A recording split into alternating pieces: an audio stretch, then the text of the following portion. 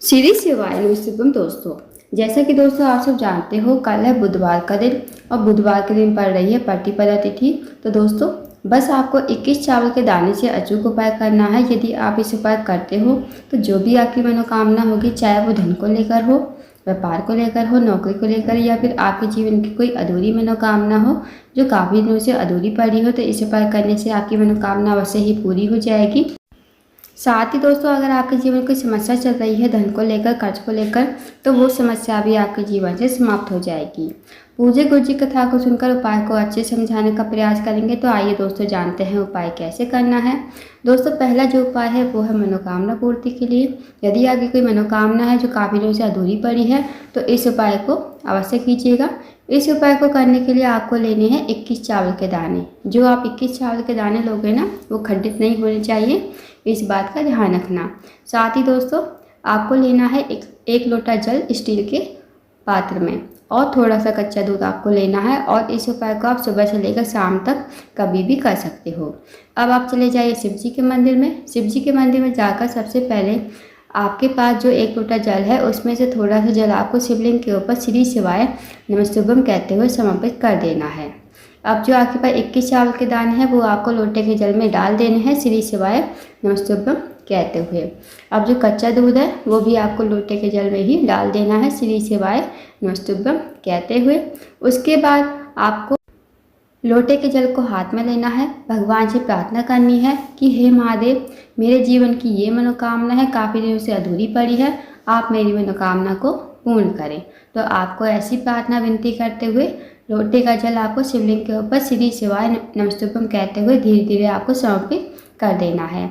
2 minute आपको मंदिर बैठना है, श्री शिवाय नमस्तुभ्यम का जाप करना है। उसके बाद आपको भगवान को प्रणाम करके विनती करके आपको अपने घर पर आ जाना है। तो दोस्तों अवश्य कीजिएगा, बहुत ही अचूक और विशेष उपाय है। आप जानते हैं दोस्तों अगले उपाय के बारे में। दोस्तों अगला जो उपाय है, अगर आपके जीवन में धन की कमी है, पैसों की तंगी है, आर्थिक तंगी से बहुत ज़्यादा परेशान हो, आपके घर में पैसा तो आता है पर पता नहीं चलता है कहाँ चला जाता है, माता लक्ष्मी का आपके घर में वास नहीं है, माता लक्ष्मी आपसे रूठी हुई है, तो इस उपाय को करके देखिएगा। इस उपाय को करने के लिए आपको लेना है 1 लोटा जल तांबे के पात्र में। साथ ही आपको लेने हैं 2 कनेर के फूल, जो पीले कलर के फूल होते हैं ना, वो आपको लेने हैं। अब आपको चले जाना है शिव जी के मंदिर में। इस उपाय को भी आप सुबह से लेकर शाम तक कभी भी कर सकते हो। शिव जी के मंदिर में जाकर सबसे पहले आपको 1 लोटा जल शिवलिंग के ऊपर श्री शिवाय नमस्तुभ्यम कहते हुए समर्पित कर देना है। उसके बाद दोस्तों जो आपके पास 2 कनेर के फूल हैं, 2 कनेर के फूल को आपको अपने हाथ में रखना है। भगवान से प्रार्थना करनी है कि हे महादेव, मेरे जीवन में धन की कमी है, पैसों की तंगी है, आर्थिक तंगी से बहुत ज़्यादा परेशान हूँ, हमारे घर में माता लक्ष्मी हमसे रूठी हुई है, आप कुछ ऐसी कृपा करें कि हमारे जीवन में कभी धन की कमी ना हो और माता लक्ष्मी हमेशा हमारे घर में वास करे। तो आपको ऐसी प्रार्थना विनती करते हुए जो 2 कनेर के फूल है आपके पास, वो आपको शिवलिंग के ठीक ऊपर श्री शिवाय नमस्तुभ्यम कहते हुए समर्पित कर देने हैं। 2 मिनट आपको मंदिर बैठना है, श्री शिवाय नमस्तुभ्यम का जाप करना है। अब आपको भगवान को प्रणाम करके विनती करके आपको अपने घर पर आ जाना है। तो दोस्तों करके देखिएगा, बहुत ही अचूक और विशेष उपाय है। अब जानते हैं दोस्तों अगले उपाय के बारे में। दोस्तों अगला जो उपाय है वो है रोग मुक्ति के लिए। यदि आपके घर में कोई व्यक्ति काफ़ी दिनों से बीमार पड़ा है, उसकी जो बीमारी है दूर होने का नाम नहीं ले रही है, तो आप इस उपाय को अवश्य करके देखिएगा। इस उपाय को करने के लिए सबसे पहले आपको लेना है 1 लोटा जल तांबे के पात्र में। साथ ही दोस्तों आपको लेनी है 1 बेलपत्र। जो आप बेलपत्र लोगे ना, कहीं से कटी फटी खंडित नहीं होनी चाहिए, इस बात का ध्यान रखना। अब आपको चले जाना शिव जी के मंदिर में। शिव जी के मंदिर में जाकर सबसे पहले आपको 1 लोटा जल शिवलिंग के ऊपर श्री शिवाय नमस्तुभ्यम कहते हुए धीरे धीरे समर्पित कर देना है। उसके बाद दोस्तों जो आपके पास बेलपत्र है ना, बेलपत्र को आपको अपने हाथ में रखना है, सीधे हाथ की हथेली पर। भगवान से प्रार्थना करनी है उस रोगी व्यक्ति के लिए, जो रोगी व्यक्ति आपके घर में काफ़ी लंबे समय से बीमार पड़ा है। उसका नाम लोगे, गोत्र बोलोगे और इस बेलपत्र को कुंडकेश्वर महादेव का नाम लेते हुए शिवलिंग के ऊपर समर्पित कर देना है।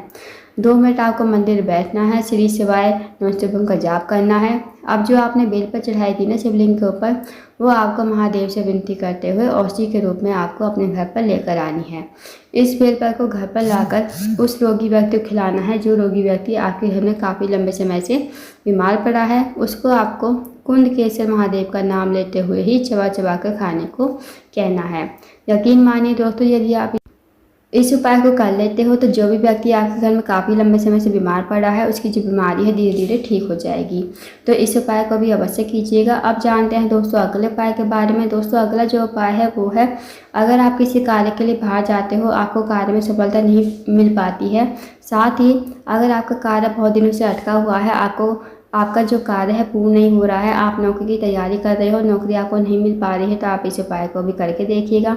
इस उपाय को करने के लिए आपको लेना है 5 हरे मूंग के दाने, साथ ही आपको लेनी है 1 बेलपत्र। अब जो आप बेलपत्र लोगे ना और हरे मूंग के दाने लोगे, वो आपको देख लेने हैं, कटे फटे खंडित नहीं होने चाहिए।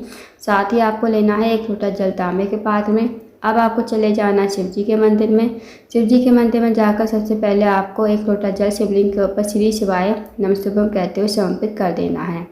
उसके बाद दोस्तों आपके पास जो 5 हरे मूंग के दाने हैं, 5 हरे मूंग के दाने आपको माता सरस्वती के स्थान पर समर्पित करने हैं। माता सरस्वती का जो स्थान होता है दोस्तों, वो होता है जलाधारी के बीचों बीच में, मोटी सी लाइन बनी होती है नाग देवता की तरह। तो वहाँ पर आपको 5 हरे मूंग के दाने समर्पित कर देने हैं और जो 1 बेलपत्र है वो भी आपको माता सरस्वती के स्थान पर ही समर्पित कर श्री शिवाय नमस्तुभ्यम कहते हुए। फिर 2 मिनट आपको मंदिर में बैठना है, श्री शिवाय नमस्तुभ्यम का जाप करना है। अब आपको महादेव से प्रार्थना करनी है कि हे महादेव, मेरे जीवन का ये कार्य है बहुत दिनों से अटका हुआ है, मेरा कार्य पूर्ण नहीं हो रहा है, आप कुछ ऐसी कृपा करें कि मेरा कार्य पूर्ण हो जाए। उसके बाद आपको भगवान को प्रणाम करके विनती करके आपको अपने घर पर आ जाना है। तो दोस्तों करके देखिएगा, बहुत ही अचूक विशेष उपाय है। इस उपाय को यदि आप करते हो तो जो भी कार्य आपका अटका हुआ है वो कार्य आपका पूर्ण हो जाएगा।